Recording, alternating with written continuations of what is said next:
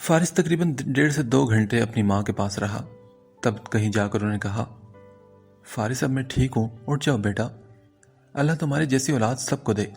اب دیکھو سوار کو کیسے گھوڑے گدھے بیچ کر سو رہا ہے, اور ایک تم ہو کہ میری آہ تک برداشت نہیں ہوتی تم سے, جیتے رہو ہمیشہ. اس کا ہاتھ تھام کر وہ چومتے ہوئے ممتا سے پر لہجے میں کہہ رہی تھی. فارس مسکرا کر بولا, پکی بات ہے نا, آپ سچ میں ٹھیک ہے نا؟ فارس نے پھر سے پوچھا تو ساتھی نے اس کی تسلی کے لیے سر ہلایا. وہ ان کا ماتھا چومتا ہو اٹھ کر بولا, چلیں ٹھیک ہے, آپ سو جائیں, گڈ نائٹ. ان پر کمبل ٹھیک کرتا وہ باہر نکل گیا. باہر نکلتے ہو اسے اپنی نئی نویلی دلہن کا احساس ہوا جسے اتنی دیر سے وہ بالکل بھولے بیٹھا تھا. اس نے افسوس سے آنکھیں بند کی تھی. کمرے سے نکلتے اسے بتا کر اسے آنا چاہیے تھا. وہ تھوڑا بہت پریشان ہوا. تبھی اپنے کمرے میں داخل ہوا تو تیز روشنی میں اس کی نظر خود سے بے نیاز بڑی گہری نیند سوتی دعا پر پڑی تھی. فارس نے نظر بھر کر اس کے سراپے کو دیکھا, پھر کلائی میں بندی گھڑی پر نگاہ دوڑائی تو 1:15 بج رہے تھے. فارس کو اس بیچاری پر بھی ترس آیا. وہ پورے دن کی تھکی ہوگی, اوپر سے وہ اسے اتنی دیر انتظار کی سولی پر لٹکا گیا تھا. اب اسے یوں نیند سے اٹھانا بھی اس کے لیے بہت ہی مشکل تھا. تبھی وہ سر جھٹکتا ہوا واش روم کی طرف بڑھ گیا. چینج کر کے واپس آیا. لائٹس آف کر کے وہ بیڈ تک آیا اور اپنا تکیہ ٹھیک کر کے وہ لیٹا اور کمبل اوڑھ لیا. خود سے چند انچ کی دوری پر موجود اس خوبصورت سراپے کو دیکھ کر اس کے دل میں عجیب سے احساسات آ رہے تھے. اپنے جذبات کو بڑی مشکل سے کنٹرول کرتا وہ اس کی طرف سے دوسری کروٹ لیٹ کر سونے کی کوشش میں مصروف عمل ہو گیا تھا. اگلی صبح 9:30 بجے دعا کی آنکھ کھلی تھی. پہلے تو بدلے سے ماحول کو پہچاننے میں سے تھوڑا سا وقت لگا, اور پھر اب آہستہ آہستہ اس کا ذہن بیدار ہوا تو ذہن میں جھماکا سا ہوا. وہ لیٹے سے ایک دم اٹھ بیٹھی تھی. اپنے سر کو اس نے تھاما ہوا تھا جو بھاری ہو رہا تھا. کمرے میں اس وقت کوئی نہیں تھا. اس نے اٹھ کر نگاہیں ادھر ادھر دوڑائی تو سامنے ہی لگی وال کلاک پر اس کی نگاہ ٹھہر گئی. وہ چونکی اور سوچنے لگی کہ کیا وہ اتنی دیر تک سوتی رہی تھی, مگر وہ تو صبح جلدی اٹھنے کی عادت تھی. اس کی امی اسے فجر کی پہلی اذان کے ساتھ ہی جگا دیا کرتی تھی, اور یہی وقت گزرتے اس کی عادت پکی ہو گئی تھی. نئی زندگی کی پہلی صبح ہی اس کی نماز قضا ہونے پر اس کا دل اداس ہوا تھا. ابھی وہ اسی غم میں تھی کہ اچانک سے ذہن کے پردے پر فارس کا چہرہ لہرایا تھا. اس نے شرمندگی سے آنکھیں بند کی. وہ اس کے آنے سے پہلے ہی سو گئی تھی. یقیناً فارس کو یہ بات بری لگی ہوگی. ایک نئی فکر نے اس کے دل میں پنجے گاڑے تھے. اتنی دیر تک سونے پر اسے خود بھی شرمندگی ہو رہی تھی. پتہ نہیں سب اس کے بارے میں کیا سوچ رہے ہوں گے. تبھی بے دلی سے اٹھ کر الماری سے اپنے کپڑے نکال کر وہ واش روم گئی. کچھ دیر بعد واپس آئی تو فارس کمرے میں ہی موجود تھا اور الماری میں سے کچھ چیزیں تلاش کر رہا تھا. اسے دیکھ کر دعا کو تھوڑی جھجک کا احساس ہوا تھا. اس نے جلدی سے اپنے کندھے پر پھیلا دوپٹہ سر پر لے لیا تھا. فارس اس کی طرف دیکھتا اسے اور بھی زیادہ کنفیوز کر رہا تھا. وہ چلتے ہوئے اس تک آئی. چند قدموں کی دوری پر رکتے ہوئے اپنے ہاتھوں کی انگلیوں کو آپس میں پھنسائے وہ جھکی نگاہوں کے ساتھ پنک سوٹ میں بہت ہی پیاری لگ رہی تھی. I'm sorry, میں رات کو سو گئی تھی. مجھے آپ کا انتظار کرنا چاہیے تھا اور میں اتنی دیر تک سوتی رہی. آہستہ سی آواز میں وہ شرمسار سی ہو کر بولی تو فارس کو اس کی آواز کسی جھرنے کے پانیوں جیسی لگی, بالکل شانت, مدھر, سکون دیتی ہوئی. اسے امی نے سمجھایا تھا کہ جہاں غلطی ہو اسے مان کر معافی مانگ لینے سے رشتوں میں تناؤ کی کیفیت پیدا نہیں ہوتی, اور دعا بھی اس نئے بنے تعلق کو کسی صورت خراب نہیں ہونے دینا چاہتی تھی. اٹس اوکے, تم تھکی ہوئی تھی اور پھر میں بھی تو کافی لیٹ ہو گیا تھا نا. فارس نے نرم سی مسکراہٹ لیے اس سے نظریں چراتا یہ کہہ کر پھر سے الماری میں سر دے گیا تھا. آپ کی امی کیسی ہیں اب؟ فارس نے ہاتھ رو کر اسے دیکھا اور پھر گردن ہلائی. ٹھیک ہے وہ, اور مجھے اچھا لگے گا کہ اگر تم بھی انہیں امی کہو تو. فارس کی بات پر دعا نے سر ہلایا. آپ کچھ ڈھونڈ رہے ہیں کیا؟ میں آپ کی کچھ مدد کروں؟ کچھ پل کے وقفے کے بعد وہ پھر بولی. اس کی پرشوق نگاہوں سے دیکھنے پر وہ اٹکی تھی. ہاں, میں بنیان ڈھونڈ رہا تھا مگر مل نہیں رہی. دیکھ لو اگر تمہیں مل جائے تو. وہ تھوڑا پیچھے ہٹ کر کھڑا ہوا تو اسے رستہ دے رہا تھا. دعا آہستہ سے اس کی چھوڑی جگہ پر آ کر کھڑی ہوئی. اب اس کے طے شدہ کپڑوں کو دیکھ رہی تھی. اس کے حرکت کرتے بازو کے باعث دوپٹہ اس کے سر سے اتر گیا. جس کا اسے پتہ بھی نہ چلا تھا، مگر پیچھے کھڑے فارس کی نگاہیں اس کی کمر پر ٹک گئی تھی۔ ڈھیلی سی چوٹی میں قید اس کے لائٹ براؤن زلفیں اس کی نازک سی کمر پر اس کے حرکت کرتے وجود کے ساتھ ساتھ آہستہ سے ادھر ادھر ہو رہی تھی۔ فارس کے دل کی دھڑکنوں نے ایک دم ہی لہ بدل دی تھی۔ نئے نئے رشتے کا احساس کسی چھوٹی موٹی گستاخی پر اسے اکسانے لگا۔ اس نے نظروں کا رخ پھیرا، تبھی وہ ہاتھ میں بنیان لیے پلٹی تھی۔ یہ لیجئے، مل گئی ہے یہ مجھے۔ اس نے ہاتھ بڑھایا تو وہ بولا، اوہ شکر ہے کہ تمہیں مل گئی، ورنہ کچھ دیر اور لگتی تو تم نے میرے ساتھ ساتھ اپنے لیے بھی مشکل کھڑی کر لینی تھی۔ اس کے ہاتھ سے بنیان لیتے وہ دوسرے ہاتھ کی انگلی سے اس کے گال کو تھپ تھپاتا ہوا معنی خیز لہجے میں بول کر واش روم کی طرف بڑھ گیا اور پیچھے سے وہ نہ سمجھی سے اس کے جاتا ہوا دیکھنے لگی۔ اور سنو، میرے آنے سے پہلے باہر چلی جانا، ورنہ اس بار تو میں نے دل کو سمجھا لیا ہے، اگلی بار کوئی گارنٹی نہیں ہوگی۔ وہ واش روم کا دروازہ کھولے، ایک ہاتھ ہینڈل پر رکھے مڑ کر یہ کہہ کر اندر گم ہو گیا تھا، جبکہ دعا پیچھے سے اس کی باتوں پر غور کرتے ہوئے الجھن کا شکار ہوئی۔ اف میرے اللہ، یہ کتنی مشکل باتیں کرتے ہیں، میرے تو سر کے اوپر سے ہی گزر گئی ہیں۔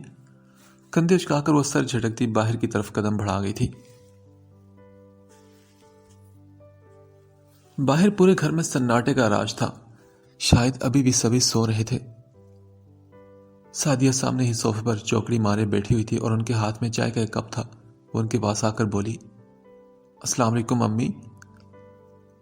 ہاں وعلیکم السلام، اٹھ گئی ہو تم بہو، یہاں ہو، میرے پاس بیٹھو۔ لہجے میں مٹھاس لیے وہ اسے اپنے پاس ہاتھ کے اشارے سے بیٹھنے کا کہنے لگی تو دعا مسکرا کر بیٹھ گئی۔ رات کو نیند اچھے سے تو آ گئی تھی نا؟ سعدیہ کا انداز سرسری سا تھا، مگر نگاہیں اس کے سراپے کو بڑی باریکی سے جانچ رہی تھی۔ نہ تو چہرے پر کھلی لالی تھی، نہ آنکھوں میں کوئی خمار، اور نہ ہی لبوں پر کوئی شرمگی سی مسکان۔ اسے دیکھ کر دل کو تسلی ہوئی۔ دعا نے بھی فقط ہاں میں سر ہلایا تھا۔ امی آپ کی طبیعت کیسی ہے اب؟ ہاں ٹھیک ہے، اب کیا بتاؤں تمہیں بہو، فارس تو میری ذرا سی تکلیف برداشت نہیں کرتا۔ ابھی رات کو ہی دیکھ لو، کتنا کہا میں نے کہ بیٹا جاؤ، تمہاری دلہن تمہارا انتظار کریے، مگر نہ تو وہ تب تک اٹھا جب تک میری حالت ٹھیک ہوئی تھی۔ بڑا ہی فرما بردار بچہ ہے، میری ہر بات تو جیسے اس کے لیے آخری حکم ہوتا ہے۔ سعدیہ سے محبت سے کہتی اسے بہت کچھ جتا گئی تھی، جسے دعا اپنی معصومیت کی وجہ سے سمجھ نہ پائی۔ وہ بس مسکرا کر انہیں سن رہی تھی۔ تبھی ان کی نظر کمرے سے نکلتے فارس پر پڑی۔ ارے بہو تم بیٹھو، میں چائے بنا لیتی ہوں تمہارے لیے۔ فارس کو دیکھ کر وہ یہ کہہ کر اٹھنے لگی تو دعا نے فوراً نہ میں سر ہلایا۔ تب تک فارس بھی آ چکا تھا۔ نہیں امی آپ بیٹھیں، میں خود بنا لوں گی۔ ارے نہ میری بیٹی، آج پہلا دن ہے تمہارے اس گھر میں، آج میں تمہیں کچن میں لگا دوں، میں خود بنا کر لاتی ہوں، ساتھ شفق کو بھی جگا دیتی ہوں، وہ ناشتے کا کوئی بندوبست کرے۔ سعدیہ پاؤں میں چپل پہنتے ہوئے اٹھ کھڑی ہوئی تھی۔ امی رہنے دینا شفق کو، میں باہر سے ناشتہ لے آتا ہوں، اتنے دنوں سے بیچاری وہ کام میں لگی ہوئی تھی، تھوڑی دیر اور آرام کر لینے دے اسے۔ نرمی سے انہیں ٹوکتا وہ کہنے لگا، اچھا چلو بھائی، جیسے تمہاری مرضی، بہن کو تو تم نے بگاڑ کر رکھ دیا ہے۔ سعدیہ نے ہاتھ اٹھا کر ذرا خفگی سے کہا۔ انہیں ساتھ لگا کر سر پر پیار کرتا وہ ہلکا سا ہنستا ہوا آگے بڑھ گیا تھا۔ میں آتا ہوں تھوڑی دیر میں۔ جاتے ہوئے ایک نرم اور گرم نگاہ اس کی طرف کر کے بولا، جو چہرے پر بڑی میٹھی سی مسکان لیے انہیں ہی دیکھ رہی تھی۔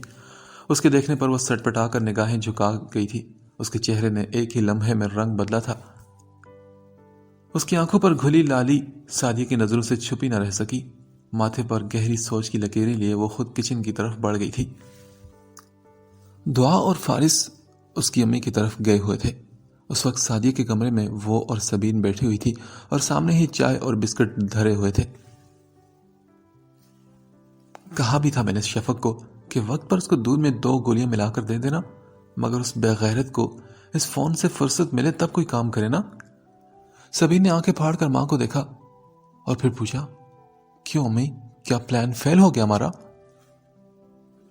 بس کیا بتاؤں، مجھے ہی بیماری کا ڈھونگ رچانا پڑا، اور پھر دیکھو چلا آیا میرا فرما بردار بیٹا۔ چہرے پر کمینی سی ہنسی لیے وہ جیسے مزے سے بتا رہی تھی۔ سبین کا سانس بحال ہوا، بسکٹ اٹھا کر وہ دانتوں سے کترتے ہوئے بولی، پتہ نہیں امی آپ بھی کیا کیا سوچتی رہتی ہیں، ایسے کب تک آپ ان دونوں کو دور رکھ پائیں گی بھلا؟ ہاں تو کیا چاہتی ہو تم؟ ہاں میں ہاتھ پر ہاتھ دھرے بیٹھی رہوں، انتظار کروں کہ کب وہ لڑکی اسے اپنی مٹھی میں کر کے ہمیں 9-2-11 کرتی پڑے؟ یہ جو کچھ میں کر رہی ہوں نا، تم لوگوں کے لیے ہی کر رہی ہوں۔ غصے سے بھری آواز میں وہ کڑ کر بولی۔ اچھا ٹھیک ہے نا، غصہ تو مت ہو، میں تو بس یہ کہہ رہی تھی کہ کوئی پکا کام کریں جس سے وہ پھر ہمارے لیے کبھی خطرہ نہ رہے۔ سبین نے اپنی ماں کو ٹھنڈا کرنا چاہا تو وہ بولی، بس تم دیکھتی جاؤ، وہی کروں گی۔ ساری عمر سوکن کی اولاد کو نظروں کے سامنے چلتا پھرتا دیکھنا کوئی آسان کام ہے کیا؟ اور اوپر سے محبت بھی جتانی پڑتی ہے۔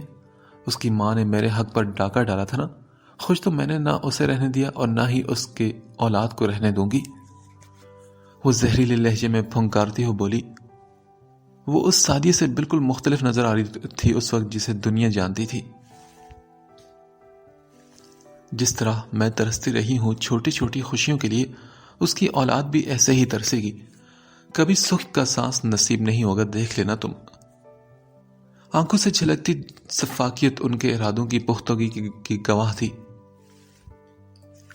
اچھا امی، اب یوں دل جلا کر کیوں بی پی ہائی کرنے لگی ہو؟ اپنا دفع کریں، یہ چائے پئیں، ٹھنڈی ہو رہی ہے۔ ماں کا بگڑا موڈ دیکھ کر سبھی نے بات بدلی تھی۔ سعدیہ بھی سر جھٹک کر خود پر قابو پانے کے لیے گہری سانس لینے لگی۔ صبح کے 8 بج رہے تھے۔ اس کو آج چوتھا دن تھا یہاں۔ فارس نکھرا سا تیار ہو کر کچن میں آیا تھا جہاں سعدیہ ناشتہ بنا رہی تھی۔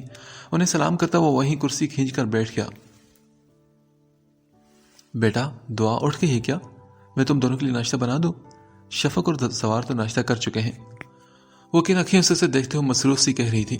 فارس کے چہرے نے ایک دم رنگ بدلا، مگر وہ پھر خود پر کنٹرول کر گیا، لیکن سعدیہ کی تیز نگاہوں سے اس کی یہ بات چھپ نہ سکی تھی۔ ان کا دل بلیوں کی طرح اچھلا تھا خوشی سے۔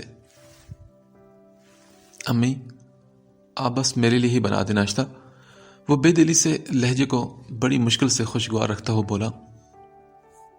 اچھا بیٹے، بس 5 منٹ، ماں صدقے ابھی بناتی ہوں تمہارے لیے ناشتہ۔ تم آملیٹ کھاؤ گے یا انڈا فرائی؟ دل کی خوشی لہجے سے خوب جھلک رہی تھی۔ بس جو آپ کی مرضی، کچھ بنا لے امی، وہ موبائل فون کی اسکرین روشن کرتا ہوا مگن سا بولا۔ چلو ٹھیک ہے، یہ ناشتہ کر لو، میں دیکھتی رہتی ہوں، تم اپنا ذرا سا بھی خیال نہیں رکھتے۔ وہ اسے مصنوعی پیار جتاتے ہوئے روٹھے سے انداز میں بول کر اسے ناشتہ سرو کر رہی تھی۔ فارس دل سے ان کی محبت پر مسکرایا۔ آپ ہیں نا امی میرا خیال رکھنے کے لیے؟ اس کے لب و لہجے میں ماں کے لیے محبت، احترام اور عقیدت تھی۔ ہاں میں تو ہوں، ہمیشہ تمہارا ایسے ہی خیال رکھوں گی میری جان۔ اس کے سر پر ہاتھ رکھ کر وہ مانی خیزی سے مسکرائی تھی۔ پر بیٹا اب خیر سے بہو بھی آگے تو وہ خیال رکھی کہ میرے بیٹے کا، میں تو اب تمہاری طرف سے تھوڑا پرسکون ہو جاؤں گی۔ اس کے پاس رکھی چیئر پر بیٹھتے ہوئے اس کے چہرے کو نظروں میں رکھے ہوئے تھی۔ فارس نے بس مسکرا کر سر ہلایا۔ ویسے بیٹا بہو تھوڑی چپ اور اداس سی رہتی ہے، کسی سے ٹھیک سے بات نہیں کرتی۔ ہاں ایسا ہوتا ہے شروع میں، گھر اماں ابا کی یاد ستاتی ہے، مگر پھر آہستہ آہستہ دل لگ بھی جاتا ہے۔ وہ بڑی مہارت سے اس کے دل و دماغ میں دعا کے لیے شک کا بیج بو رہی تھی۔ جی امی آپ صحیح کہہ رہی ہیں، وہ نوالا منہ کی طرف لے جاتے ہوئے ہاتھ کو روک کر بس اتنا ہی کہہ سکا۔ وہ پھر سے ناشتے کی طرف مڑا، البتہ اس کا دماغ ضرور الجھ گیا تھا، جو پہلے ہی اس کے عجیب و غریب رویے کو لے کر پریشانی کا شکار تھا۔ فارس بیٹا وہ ایک بات کہنی تھی میں نے۔ بیٹا گھر میں جوان بہن بھائی ہیں، تمہاری نئی شادی ہوئی ہے، ویسے تو مجھے پتا ہے کہ تم بہت سمجھدار ہو، مگر پھر بھی تھوڑا خیال کرنا بیٹا، ان کے سامنے تھوڑی احتیاط کرنا، شفق کی کچی عمر ہے ابھی۔ وہ ذرا جھجک کر مانی خیز انداز میں اسے جو سمجھانا چاہ رہی تھی، اس بات سے اس کے چہرے پر شرم کی سرخی چھا گئی۔ وہ نظریں چراتا ہوا سر ہلا کر ناشتہ کرنے لگا اور پھر بولا، جی امی آپ بالکل فکر مت کریں، مجھے احساس ہے اس بات کا۔ شاباش، جیتے رہو میرے بیٹے، مجھے ناز ہے تم پر، ورنہ آج کل کے بچے تو شرم و لحاظ ہی بھول جاتے ہیں شادی کے بعد۔ اس کا کندھا تھپ تھپا کر وہ فوراً اٹھ کھڑی ہوئی تھی۔ میں چائے رکھتی ہوں، پھر ماں اور بیٹا ساتھ بیٹھ کر چائے پیتے ہیں۔ وہ کوکنگ رینج کی طرف بڑھی اور پیچھے فارس کے ماتھے پر فکر کی گہری شکنوں کا جال سا بچھ گیا تھا۔ ناشتہ کر کے وہ کمرے میں داخل ہوا تو سامنے ہی بیڈ پر پڑا وجود ابھی بھی دنیا جہاں سے بے خبر تھا۔ فارس کی آنکھوں میں دبا دبا سا غصہ آیا تھا۔ وہ 27 سالہ مرد تھا اور دعا کی غفلت میں یہ ڈوبی یہ نیند اسے اس کا گریز لگ رہی تھی۔ اسے ایسا لگ رہا تھا جیسے وہ اس سے خود جان بوجھ کر یہ سب کر رہی ہو۔ اسے لگ رہا تھا جیسے وہ اس سے فرار چاہتی ہو۔ آخر ایسی بھی کون سی نیندیں ہیں جو کہ پوری ہونے کا نام نہیں لے رہی تھی؟ اوپر سے سعدیہ کی باتوں نے اس کے دل و دماغ کو مزید الجھا دیا تھا۔ اس کے ماتھے کی رگیں ابری، گردن کی نسیں بھی نمایاں ہونے لگی۔ وہ کتنا بھی اچھا صحیح مگر تھا تو ایک مرد ہی جو اپنی کم مائگی اور نظر اندازی وہ بھی بالکل نئے رشتے میں بالکل برداشت نہیں کرتا۔ شادی کی دوسری رات وہ جب کمرے میں آیا تو وہ آگے ایسے ہی نیند میں بے سدھ پڑی تھی۔ اسے حیرت ہوئی تھی۔ اسے آج تو اس کا انتظار کرنا چاہیے تھا۔ وہ کچھ بولا نہیں تھا مگر اگلی صبح اس نے اس سے کوئی بات نہیں کی۔ وہ کچھ کھچا سا رویہ اختیار کیے ہوئے تھا۔ اس کا خیال تھا کہ دعا اس سے خود بات کرے گی مگر اس کی جانب سے ایسی کوئی کوشش نہیں کی گئی تھی، اور آج تو اس کی برداشت جیسے جواب دے گئی تھی۔ کچھ سوچ کر وہ آگے بڑھا، اس کے کندھے پر ہاتھ رکھ کر ہلکے سے ہلایا۔ دعا؟ اس نے ذرا اونچی آواز میں اسے پکارا مگر کوئی اثر نہ ہوا۔ اس نے ایک اور کوشش کی، اب کی بار اسے کندھے سے ذرا زور سے ہلایا۔ دعا نے تھوڑی سی آنکھیں کھولی، نیند کے خمار سے بوجھل آنکھیں جیسے کھلنے سے بالکل انکاری تھی۔ وہ دوبارہ نیند کی وادی میں اتر گئی۔ فارس کی نگاہوں میں ضبط کی لالی دوڑ گئی تھی۔ مٹھیاں بھینچ کر اپنے اندر اٹھتے غصے کو اس نے بڑی مشکل سے روکا اور پھر واش روم کی طرف بڑھ گیا۔ چند قدم اس کی طرف بڑھا کر اس کے سرہانے کھڑا وہ اس کا معصوم چہرہ دیکھنے لگا جو اسے بڑا ہی پرفریب لگا تھا۔ اس نے اس کا کندھا ہلاتے ہوئے کہا، دعا اٹھو یار، 9 بج رہے ہیں صبح کے۔ دعا اٹھ بھی جاؤ، کیا تم نشہ کر کے سوئی ہو؟ اس کے دائیں گال کو تھپتھپاتا وہ پھر سے غصے میں بولا تھا۔ اب کی بار دعا کی نیند ٹوٹی تھی۔ خود پر جھکے اس کے چہرے کو انجان نظروں سے اس نے دیکھا۔ اب وہ سیدھا ہو چکا تھا۔ چند پل لگے تھے دعا کو یہ سب سمجھنے میں اور پھر وہ جلدی سے اٹھ بیٹھی تھی۔ سر کا بھاری پن کچھ سوچنے سمجھنے سے انکاری تھا۔ وہ اسے عجیب سر نگاہوں سے دیکھ رہا تھا۔ دعا اس کی نظروں میں چھپا سوال پڑھ کر شرم سے سر جھکا گئی تھی۔ وہ خود بھی اپنی حالت پر حیران تھی کہ آخر وہ اتنا کیسے سو رہی ہے۔ میں اپنی صفائی میں کہنے کے لیے اس نے جیسے ہی منہ کھولا تو اس کے الفاظ گم ہو گئے۔ فارس کے بدلے ہوئے انداز نے رہی صحیح کسر بھی نکال دی تھی۔ اس کی آنکھوں میں جلدی سے نمی نے اپنی جگہ بنائی تھی۔ وہ کیا دعا؟ ہاں، مجھے سمجھ نہیں آ رہی کہ تم چاہتی کیا ہو آخر؟ ہاں، حیرت ہے بھائی کہ جگہ بدلے تو نیند نہیں آتی مگر یہاں تو الٹ ہو گیا کہ تمہاری تو نیند ہی نہیں کھل رہی۔ فارس کی آواز میں نہ چاہتے ہوئے غصہ آ گیا تھا۔ میں کیا چاہتی ہوں؟ وہ نہ سمجھی سے خود سے بات کر رہی تھی۔ وہ تو خود اپنی اس طرح کی کیفیت کو کوئی نام نہیں دے پا رہی تھی۔ بھلا وہ ایک کھٹکے کی آواز پر اٹھ کر بیٹھ جانے والی نیند کی اتنی شیدائی کب سے ہو چلی تھی کہ دن چڑھتے تک اس کی آنکھ بھی نہ کھلتی تھی۔ فارس نے اس کا یہ کھویا سا انداز دیکھ کر افسوس سے سر ہلا کر دونوں ہاتھ اٹھائے تھے۔ تم بس اٹھ جاؤ، یہی تمہاری مہربانی ہوگی۔ لگتا ہے کہ تمہارے ہوش ابھی بھی بحال نہیں ہوئے۔ اس پر ہلکا سا طنز کر کے وہ ایک سلگتی نگاہ اس پر ڈال کر باہر کی طرف قدم بڑھا گیا تھا، جبکہ وہ پیچھے بیٹھی کی بیٹھی رہے گی۔ اسے لگا کہ وہ پاگل ہو جائے گی۔ یہ اس کے ساتھ ہو کیا رہا تھا؟ وہ کیا کرتی پھر رہی تھی؟ اس کی سمجھ سے بالکل باہر تھی یہ سب باتیں۔ اس کی آنکھیں رونے پر آمادہ ہو چکی تھی جنہیں جھپک کر اس نے نمی کو اپنے اندر اتارا اور پھر جلدی سے بیڈ سے اٹھ گئی تھی۔ پورا دن وہ بولائی سے بیٹھی رہتی تھی، بالکل گم سم کھوئی ہوئی کیفیت میں۔ وہ کسی سے کچھ کہہ بھی نہیں سکتی تھی، جبکہ فارس نے اس کو اپنی نگاہوں کے حصار میں رکھا ہوا تھا۔ دعا کی ہر حرکت اس کے شک کو اور بڑھا رہی تھی، جبکہ دوسری طرف سعدیہ بھی ان دونوں کے درمیان موجود تناؤ کو بھانپ کر بہت خوش ہو رہی تھی۔ ان کی چال کامیاب ہو چلی تھی۔ شفق کالج سے آ کر موبائل اٹھا لیتی تھی یا پھر اسٹڈی کے کمرے میں گم ہو جاتی تھی، جبکہ زوار اپنی زندگی میں مگن لاپرواہ سا نوجوان تھا جسے گھر کے کاموں میں بالکل بھی دلچسپی نہیں تھی۔ وہ بہت کم گھر میں دکھائی دیتا تھا۔ یونیورسٹی، اکیڈمی، دوست یار، وہ بس اپنی ہی دنیا میں مست رہنے والا انسان تھا۔ فارس کی ناراضگی کو وہ سمجھتی تھی مگر وہ کیا کرتی؟ اس کی نظریں جو سوال کرتی تھی ان کا جواب تو خود اس کے پاس بھی نہیں تھا۔ وہ جیسے کسی جال میں بری طرح پھنستی جا رہی تھی جہاں وہ خود کو بچانے کے لیے ہاتھ پاؤں مارنے سے بھی قاصر تھی۔ سعدیہ کا بیہیویئر اس کے ساتھ اچھا تھا. شفق تھوڑی سی موڑی تھی، جی کرتا تو بات کرتی، نہیں تو چپ ہی رہتی. اس کی امی کی ایک دو بار کال آئی تھی جنہیں وہ ہر لحاظ سے اپنی خوشحال زندگی کا یقین دلا کر مطمئن کر چکی تھی، مگر اس کی خود کی زندگی کی بے سکونی کا آغاز ہونے والا تھا. سبین اپنے بچوں کے ساتھ فارس سے ملنے آئی تھی، جس کی کل لاہور واپسی تھی. رات کھانا کھا کر فارس اسے چھوڑنے گیا تھا. دعا کے کہنے کے باوجود اسے ابھی تک گھر کے کسی کام کو ہاتھ تک نہیں لگانے دیا گیا تھا سعدیہ نے. فارس کے سامنے تو وہ یوں اس کے صدقے واری ہو جاتی تھی کہ اس کے دل میں ماں کا مقام اور بڑھ گیا تھا، جو اس سے منسلک ہونے کی وجہ سے دعا کو اس قدر پیار دے رہی تھی. اس وقت سعدیہ کچن میں تھی جب شفق کو انہوں نے آواز لگائی. شفق بیزار سی صورت لیے موبائل ہاتھ میں پکڑ کر ادھر آئی.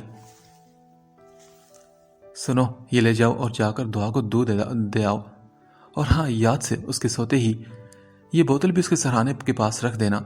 میں نے سبین سے کہا تھا کہ اسے تھوڑی دیر کے لیے روک کے رکھنا بھی اپنی طرف. سعدیہ نے شفق سے کہا جو اس کی بات پر برے منہ بنا رہی تھی. یہ اچھا ہے امی، آپ نے تو مجھے اس مہارانی کی نوکرانی ہی بنا کر رکھ دیا. مجھ سے نہیں ہوتی یہ خدمتیں، آپ بس کریں. وہ تکبر سے بولی تو سعدیہ نے اپنے ماتھا پیٹ ڈالا. شفق، عقل کی دشمن مت بنو، بس صرف آج ہی کی تو بات ہے. کل فارس چلا جائے گا تو اس کے ساتھ یہ ٹھاٹ باٹ بھی سمجھو ختم.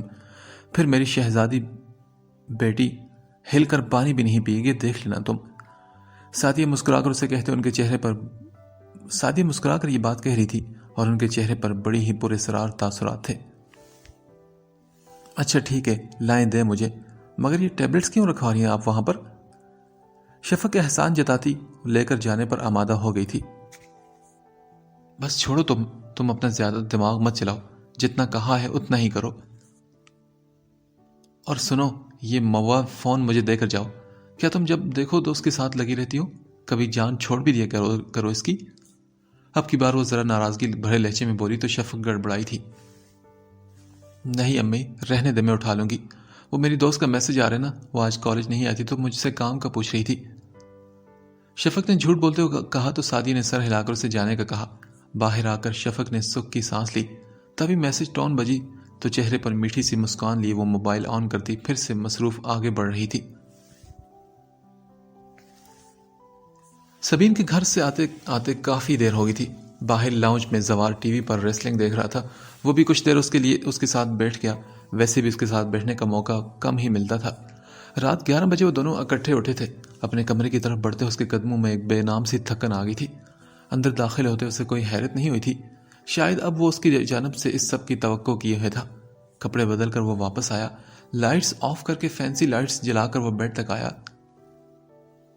دعا کو دیکھ کر اس کے دل میں اب کسی قسم کا کوئی خوبصورت احساس نہیں آتا تھا، بلکہ اسے دیکھ کر اسے عجیب سی بے چینی ہونے لگتی تھی. اس کے وجود پر ایک سرد نگاہ ڈالتے ہوئے جیسے وہ اسے اس کے حال پر چھوڑ چکا تھا. وہ اپنے ساتھ جڑے رشتوں کو عزت دینے کا عادی تھا، تبھی اب تک خاموش تھا، مگر اب اسے لگ رہا تھا کہ اب آئندہ اس نے کیا کرنا ہے یہ سوچ لینا چاہیے. اپنی ذاتی زندگی کو وہ کسی کے ساتھ ڈسکس کرنا نہیں چاہ رہا تھا. جو بھی تھا یہ اس کا اور دعا کا انتہائی ذاتی مسئلہ تھا، جس کو لے کر وہ سعدیہ سے بھی بات نہیں کرنا چاہتا تھا. اور پھر انہیں برا بھی لگتا کہ آخر کس قدر چاہ سے وہ دعا کو اس کے لیے بیاہ کر لائی تھی. یہی سوچ اسے اور بھی زیادہ پریشان کر رہی تھی. اس کے دماغ میں بہت ساری سوچوں نے جگہ بنائی تھی. بے دھیانی میں تکیہ درست کرنے لگا تو ہاتھ کسی چیز سے ٹکرایا. وہ چونک کر گردن گھما کر دیکھنے لگا. اپنا تکیہ ذرا سے پرے کرنے پر دعا کے سرہانے اسے ایک چھوٹی سی بوتل نظر آئی. اس نے ہاتھ بڑھا کر وہ اٹھائی. لائٹ کم ہونے کے باعث اسے ہاتھ میں لیے آنکھوں کے قریب لا کر آنکھیں چھوٹی کر کے اس پر لگا لیبل پڑھنے کی کوشش کرنے لگا. جب وہ ناکام ہوا تو موبائل اٹھا کر اس نے ٹارچ آن کی. اس کی نظریں جو ہی اوپر لکھی گئی تحریر پر گئی تو اس کا دماغ بھگ سے اڑا تھا. اس کے چہرے کے تاثرات میں ایک دم کھچاؤ سا آیا تھا. اس کے منہ کے جبڑے تن گئے. اس نے گردن گھما کر دعا کے وجود پر ایک غصے بھری نگاہ ڈالی. آنکھوں کے گوشے میں اترتی سرخی اس کے ضبط کی گواہ تھی. لمحے کے ہزارویں حصے میں وہ بستر چھوڑ کر پاؤں میں سلیپر پہنتا کمرہ چھوڑ کر جا چکا تھا. شیشے کی وہ چھوٹی سی بوتل اس نے وہیں رکھ دی تھی. جبکہ دعا ابھی تک بے سد پڑی بے خبر تھی. وہ اس کی نظروں میں اپنا اعتبار کھو چکی تھی. فارس سیدھا چھت پر آیا. تازہ ہوا میں گہرے گہرے سانس لیتا وہ خود کو کمپوز کرنے کی کوشش کرنے لگا.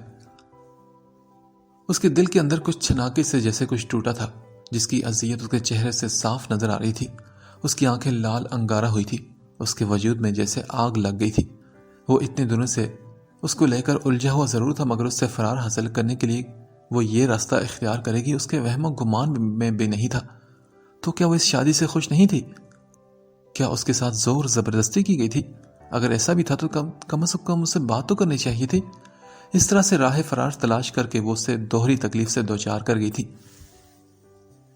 پر جو بھی تھا، اس نے اسے پوری دل اور ذہنی رضامندی سے اپنایا تھا۔ اسے اس سے محبت نہ سہی، مگر اس رشتے کے توسط سے ایک دلی لگاؤ محسوس ہوا تھا۔ مگر وہ کیا کرتی پھر رہی تھی؟ اس کا سر درد سے پھٹنے لگا۔ کتنی ہی دیر وہ چھت کی طرف پھیلی گرل پر ہاتھ رکھ کے ان زہریلی سوچوں میں گھرا رہا تھا۔ فضا میں پھیلی ہلکی ہلکی سی ٹھنڈک بھی اس پر اثر نہیں کر رہی تھی۔ کافی دیر بعد جب وہ ایک ہی پوزیشن میں کھڑے رہ کر اس کے اعصاب چٹکنے لگے اور وجود میں اکڑن سی پیدا ہونے لگی تو اسے ذرا سا ہوش آیا۔ تب تک اس کی خود ساختہ سوچیں اس کے دل و دماغ میں دعا کا عکس گندلا کر چکی تھی، جہاں سے شاید ہی اب اسے اس کا حقیقی روپ اور اس کی بے گناہی اور معصومیت کبھی دکھائی دینے والی تھی۔ آج خلاف معمول دعا کی آنکھ 7 بجے کے قریب کھل گئی تھی۔ اسے اپنے علاوہ بیڈ پر کسی اور وجود کا احساس بھی ہوا تھا۔ نظریں ذرا سی گھما کر اس نے اپنی دائیں طرف دیکھا تو وہ دنیا جہاں سے بے خبر اوندا پڑا سو رہا تھا۔ دعا نے اس کی طرف کروٹ لی۔ دونوں تکیوں کے درمیان تھوڑا سا فاصلہ تھا۔ وہ خود بھی بیڈ کے آخری کونے پر لیٹا تھا، مگر اس کی لمبی چوڑی جسامت کے باعث دونوں میں فاصلہ پھر بھی چند انچ کا ہی تھا۔ اس کا ہاتھ دعا کے تکیے پر عین اس جگہ کے قریب دھرا تھا۔ گندمی شفاف رنگت پر ابری ہوئی سبز نسیں اور بالوں سے مزین وہ مضبوط ہاتھ اس کی توجہ اپنی طرف کھینچ چکا تھا۔ کتنی ہی دیر وہ اسے دیکھتی رہی۔ اس کے دل نے خواہش کی تھی ہاتھ بڑھا کر اس ہاتھ کو چھو لینے کی۔ شرمگیسی مسکان نے اس کے یاقوت جیسے لبوں کا احاطہ کر لیا تھا، مگر وہ دل کی آواز پر لبیک کہنے کی ہمت نہیں جتا پائی تھی۔ اب اس کی نظروں نے اس کے ہاتھ سے اس کے چہرے تک کا سفر طے کیا۔ ماتھے پر بکھرے سنہری بالوں کے نیچے وہ بڑی بڑی ساحر آنکھیں اس وقت بند تھی، جن کے کھلے ہونے پر وہ ان میں جھانکنے کی کبھی ہمت نہیں کر پائی تھی۔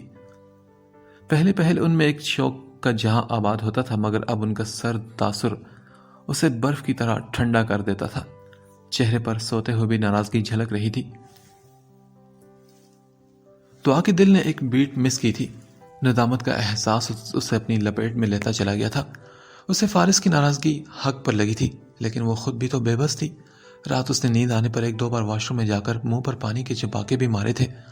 وہ آج ہر صورت جاگ کر اس کا انتظار کرنا چاہتی تھی، مگر پھر اپنے ہوش و حواس اور اپنی نیند کو وہ کنٹرول نہیں کر پائی اور کچھ ہی دیر میں وہ سو گئی تھی۔ یہ سچ تھا کہ وہ شروع سے ہی عشاء کی نماز پڑھتے ہی سو جانے کی عادی تھی۔ اس کی آنکھیں بند ہونے لگتی تھی۔ وہ تو ایگزام میں بھی کبھی پوری رات دیر تک بیٹھ کر نہیں پڑھ پائی تھی۔ کتاب کھول بھی لیتی تو جھولنے لگتی تھی نیند سے، جس پر طلحہ اس کا خوب ریکارڈ لگایا کرتا تھا۔ مگر اگر وہ جلدی سو جایا کرتی تھی تو پھر صبح جلدی بھی تو اٹھ جایا کرتی تھی۔ وہ اب بھی یہی سمجھ رہی تھی کہ شاید وہ اسی عادت کے باعث جلدی سو جاتی ہے، مگر صبح دیر تک سونا، یہ بات اس کے لیے پریشان کن تھی۔ شاید امی نہیں ہے نا، اس لیے میری عادتیں خراب ہوتی جا رہی ہیں۔ اپنے بھول پن میں وہ یہی سوچ پائی تھی۔ پھر وقت کا احساس ہوا تو اٹھی اور واش روم سے باہر آئی۔ کھٹکے کی آواز پر وہ جو صبح فجر کی اذانوں کے وقت کمرے میں واپس آیا تھا اٹھ گیا۔ مندی سے آنکھیں کھولے وہ سر اٹھا کر اسے دیکھنے لگا۔ پھر وہ لیٹے سے اٹھ کر بیٹھ گیا۔ بیڈ گراؤنڈ سے ٹیک لگائے وہ سرخ آنکھوں سے اسے ہی دیکھ رہا تھا۔ دعا کو پہلی بار ان نظروں سے خوف محسوس ہوا۔ ایک عجیب سی بیگانگی اور کاٹ دار سی اس کی نگاہیں۔ اس کی گردن میں گلٹی ڈوب کر ابری تھی۔ کچھ غیر معمولی ہونے کا احساس اسے منظر سے غائب ہو جانے کا اشارہ کر رہا تھا، جس پر وہ عمل کرنے جا رہی تھی کہ اس کی معمول سے بھاری ہوتی گمبھیر آواز نے دعا کے قدم وہیں جکڑ لیے۔ رکو، کہاں جا رہی ہو تم؟ دعا نے اپنی آنکھیں سختی سے بند کی، ہاتھ کی مٹھی بند کر کے وہ دوپٹے کا کونا زور سے پکڑا۔ وہ اب اٹھ کر قدم چلتا اس کی طرف آیا تھا۔ پھر وہ عین اس کے سامنے آ کر کھڑا ہوا۔ اس کے لمبے قد کے آگے بمشکل وہ اس کے سینے تک آتی تھی۔ رات تم کچھ بھول گئی تھی شاید، ہے نا؟ اس کی مدھم سی آواز سے بھی چنگاریاں نکل رہی تھی۔ دعا نے پلکیں اٹھائی۔ اب وہ اس کے سامنے اپنی ہتھیلی پھیلائی کھڑا تھا۔ اس کی آنکھوں میں ملامت کا تاثر سا جاگا تھا۔ فارس کے ہاتھ پر शीशे की एक छोटी सी बोतल धरी थी जिसे वो नासमझी से देख रही थी। ये क्या है? उसके मासूमियत से पूछने पर फारिस के अंदर जैसे आग भड़क उठी थी, जिसके शोलों ने दुआ को भी अपनी लपेट में ले लिया। फारिस ने गुस्से में वो बेड से पर फेंकी और अपने दोनों हाथ उसके कंधे पर सख्ती से जमाए। दुआ एक झटके से पूरी जान से लरसती उसके करीब हुई थी। अब वो डरी हुई नजरों से उसके जारहाना मूड को देख रही थी। बस कर दो दुआ, क्यों तुम मुझे पागल कर देना चाह रही हो? हाँ, अब जबकि मैं जान चुका हूं कि तुम क्यों अनजान बनने का नाटक कर रही हो, तो कितनी मासूम दिखती हो ना तुम।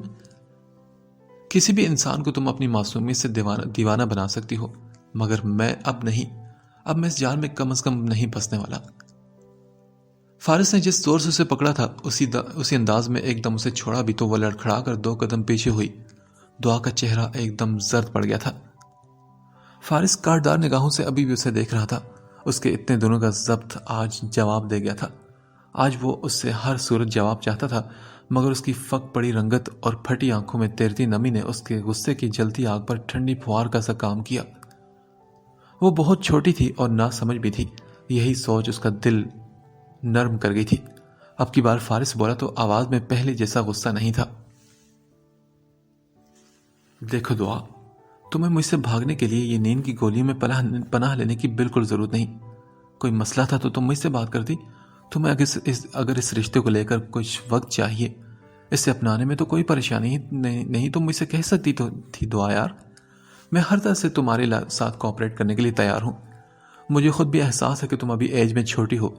हमारा एज डिफरेंस काफ़ी है और हम एक दूसरे के लिए बिल्कुल अनजान भी हैं, मगर फिर भी इन सब बातों के बावजूद तुम्हें कोई हक नहीं पहुंचता मुझे यूं चीट करने का। यू हर्ट मी दुआ, यू रियली हर्ट मी। उसके जख्मी लहजे में टूटी किरचियों की सी चुभन थी। वो सर के बालों में हाथ फेरता शिकस्त खोरदा सब बेड की पायंती पर जा टिका था। दुआ बे आवाज रोते हुए उसकी बातों को समझने की नाकाम सी कोशिश कर रही थी।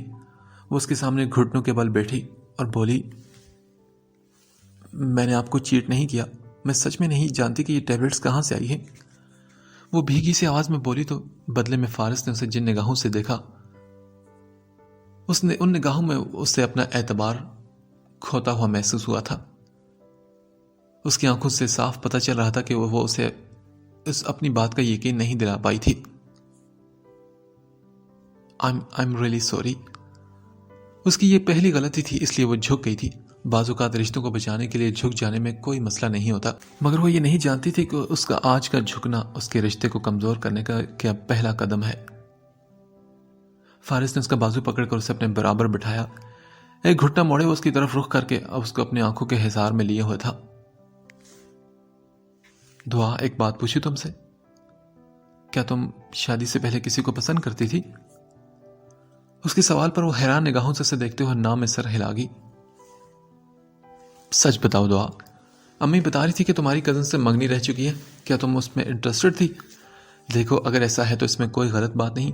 इंसान इतना अरसा किसी के साथ रहे तो लगाव हो जाना फितरी सी बात है।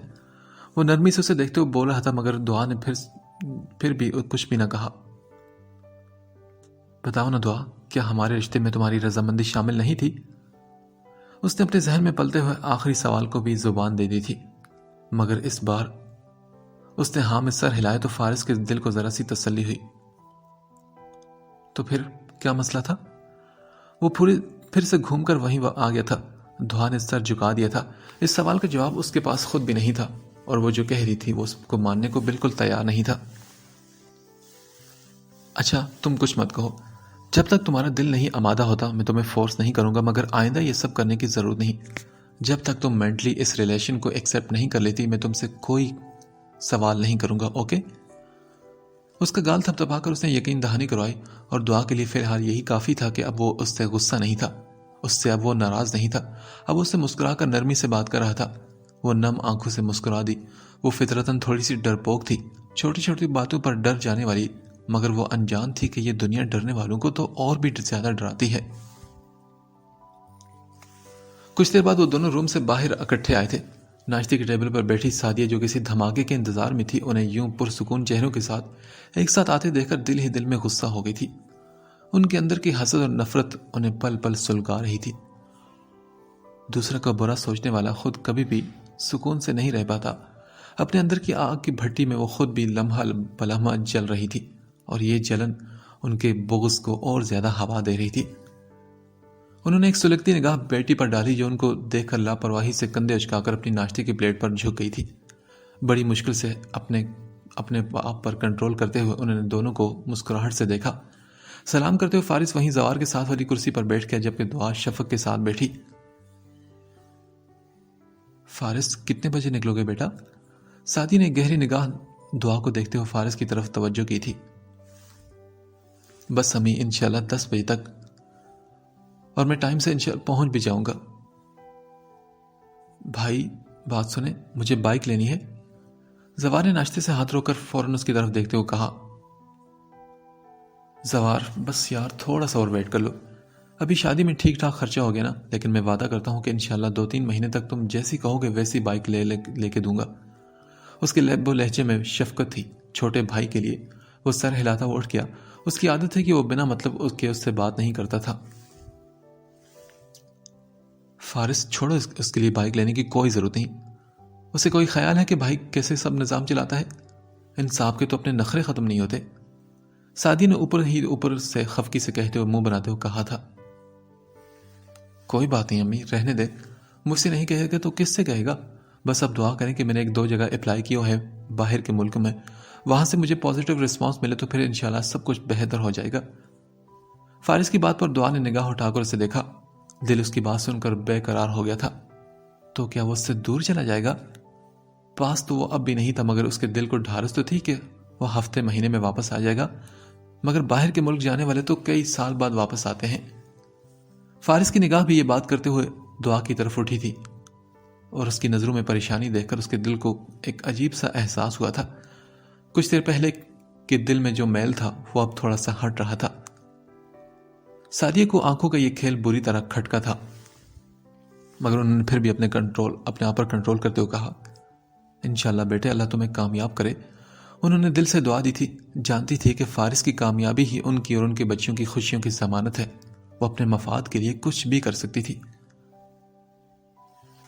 فارس جانے سے پہلے اس کے ہاتھ میں 1000 کے چند نوٹ تھما گیا تھا۔ اس کے جانے پر دعا کا دل اداس ہوا تھا، اور اس اداسی کو وہ کوئی نام نہیں دے پا رہی تھی۔ وہ کمرے میں آئی تو سامنے ہی بیڈ پر وہ بوتل ابھی تک پڑی ہوئی تھی۔ یہ بوتل اس کی نہیں تھی، اور وہ یہ گولیاں لیتی بھی نہیں تھی۔ اسے لگا تھا کہ فارس کو کوئی غلط فہمی ہوئی تھی۔ وہ اسے بتانا چاہتی تھی، مگر اس کی امی نے کہا تھا کہ شوہر سے بحث کبھی نہیں کرنی چاہیے، ایک چپ میں 100 سکھ چھپے ہوتے ہیں۔ تبھی وہ اس وقت چپ رہی تھی، مگر اب اس کا دماغ سوال اٹھانے لگا تھا۔ فارس نے کہا تھا کہ یہ گولیاں اس کی نہیں، اور نہ ہی کبھی دعا نے استعمال کی ہیں۔ اسی دن دوپہر میں وہ کچن میں تھی۔ سعدیہ کا BP ہائی تھا تو وہ آرام کری تھی۔ انہوں نے شفق کو کھانا بنانے کا کہا، مگر وہ اپنے کل کے ٹیسٹ کی تیاری میں بزی تھی۔ ایسے میں دعا نے خود ہی ان سے کہا تھا کہ وہ کھانا وہ بنا لے گی۔ ویسے بھی خالی بیٹھ کر اس کی سوچیں اس کو پریشان کرنے لگی تھی۔ وہ کچن میں کھڑی ہانڈیاں بنا رہی تھی جب شفق پانی پینے وہاں آئی۔ اسے دیکھ کر دعا نے کچھ سوچا اور پھر اس سے پوچھ ہی ڈالا، شفق بات سنو، وہ کمرے میں نیند کی گولیاں ملی ہیں، آپ کو پتا ہے وہ کس کی ہیں؟ شفق کی اس کی طرف پشت تھی۔ وہ گلاس رکھتے ہوئے تھوڑی دیر کے لیے گڑبڑائی، مگر پھر خود کو پرسکون کرتے ہوئے بولی، نہیں بھابھی، مجھے تو نہیں پتا، ہو سکتا ہے بھائی کی ہوں۔ مسکرا کر اس نے بہت ہی صفائی سے جھوٹ بولا۔ دعا پھیکا سا مسکرا کر سر ہلا گئی تھی۔ کیوں بھابھی، آپ کیوں پوچھ رہی تھی؟ شفق نے سرسری سے پوچھا، مگر انداز اس کا ٹٹولنے جیسا تھا۔ نہیں شفق، ویسے ہی، وہ دراصل میں کمرے کی صفائی کر رہی تھی نا تو مجھے دکھائی دی، پہلے نہیں تھی وہاں اس لیے میں نے پوچھ لیا۔ دعا مصروف سی ہو کر ہانڈی بناتے ہوئے اس سے بات کر رہی تھی۔ شفق کوئی بھی بات کیے بغیر وہاں سے نکل آئی تھی۔ اس کا رخ اب ماں کے کمرے کی طرف تھا، اور انہیں یہ بات جلد سے جلد بتانا ضروری ہو گیا تھا۔ سبین کا گھر ان لوگوں کے گھر سے تھوڑا ہی دور تھا، اس لیے وہ ہر دوسرے دن آ جاتی تھی۔ اب بھی اس کے بچے باہر ٹی وی کے آگے بیٹھے ہوئے تھے۔ دعا ان کے لیے فرینچ چپس بنا رہی تھی۔ سبین کو چائے وہ سعدیہ کے کمرے میں ہی دے آئی تھی جو بیمار ماں کی مزاج پرسی کے لیے آئی تھی۔ امی، یہ دعا بھولی ضرور ہے مگر بیوقوف نہیں، جلدی کچھ سوچے ورنہ اسے سب پتہ چل جانا ہے۔ ساری بات ماں سے سننے کے بعد سبین نے اپنی رائے کا اظہار کیا۔ اور اس فارس کو تو دیکھیں، پتہ نہیں کس مٹی کا بنا ہے۔ ارے مرد کہاں ایسی باتیں برداشت کرتے ہیں، مگر وہ ہے کہ ٹھہرے پانی جیسا ہے۔ مجھے تو اب بھی یقین نہیں آ رہا کہ اس نے کچھ نہیں کہا دعا کو، یا پھر امی مان لے اس پر دعا کا جادو چل گیا ہے۔ سبین اپنے دل میں چھپی ساری باتیں سعدیہ کو بتا رہی تھی، اور سعدیہ کے ماتھے پر شکنوں میں مسلسل اضافہ ہوتا جا رہا تھا۔ تم دیکھتی جاؤ سبین، اب میں کیا کرتی ہوں۔ کام والی ماسی کی بھی میں نے چھٹی کر دی ہے، سارا دن کام سے فرصت ملے گی تو کچھ سوچ پائے گی نا۔ اور رہا فارس، وہ تو پوری طرح میری مٹھی میں ہے، وہ وہی سنے گا جو میں کہوں گی۔ کسی گہری سوچ میں ڈوبی سعدی نے سبین سے کہا تو وہ بولی، یہ بھی آپ نے اچھا کیا امی، گھر کا کام ہے ہی کتنا، خواہ سے ماسی کو اتنے پیسے دیتی ہیں۔ بس آپ دعا کو کاموں میں یوں ہی الجھائے رکھیں کہ اسے کسی اور طرف دھیان دینے کی فرصت ہی نہ ملے۔ سبین نے چائے پیتے ہوئے اپنے مشروم سے سعدیہ کو نوازا۔ ہاں سبین، بس ایک بار فارس کا باہر کا کام ہو جائے، پھر دیکھنا کیسے ہمارے وارے نیار ہو جائیں گے۔ کچھ سالوں کی بات ہے، یاسر کا نیا کاروبار سیٹ ہو جائے، شفق کی شادی ہو جائے اور زوار اپنے پیروں پر اچھے سے جم جائے، پھر ہمیں کیا لینا دینا اس سے۔ میری بھی جان چھوٹے کی اس جھوٹے ممتا کے ڈرامے سے۔ ارے تمہیں کیا معلوم کہ خون کے گھونٹ پی کر رہ جاتی ہوں جب جب اس کا چہرہ سامنے دیکھتی ہوں۔ زہریلے لہجے میں اپنے اندر چھپی نفرت کو وہ زبان کی نوک تک لے آئی تھی۔ صحیح امی، تو یہ تو بتائیں کہ دعا کا کیا سوچا ہے پھر آپ نے؟ سبین نے شاطرانہ سے مسکراہٹ لیتے ہوئے پھر سے سعدیہ سے پوچھا تو وہ بولی، اس کا بھی میں بندوبست کرتی ہوں۔ ابھی تک اس نے میری نرمی دیکھی ہے، اور اس کا اتنا مسئلہ بھی نہیں، میں نے دیکھا ہے وہ تو دبو سی ہے، جلدی ڈر جاتی ہے، اسے قابو کرنا تو میرے بائیں ہاتھ کا کھیل ہے۔ دونوں ماں بیٹی کے چہرے پر شیطانی سے مسکراہٹ تھی، مگر انسان بھول جاتا ہے کہ اللہ ظالم کی رسی لمبی تو کرتا ہے، مگر جب کھینچتا ہے تو وہ اوندے منہ ذلت کی گہری کھائی میں گر جاتا ہے، اور جہاں سے نکلنا پھر اس کے بس میں کبھی نہیں رہتا۔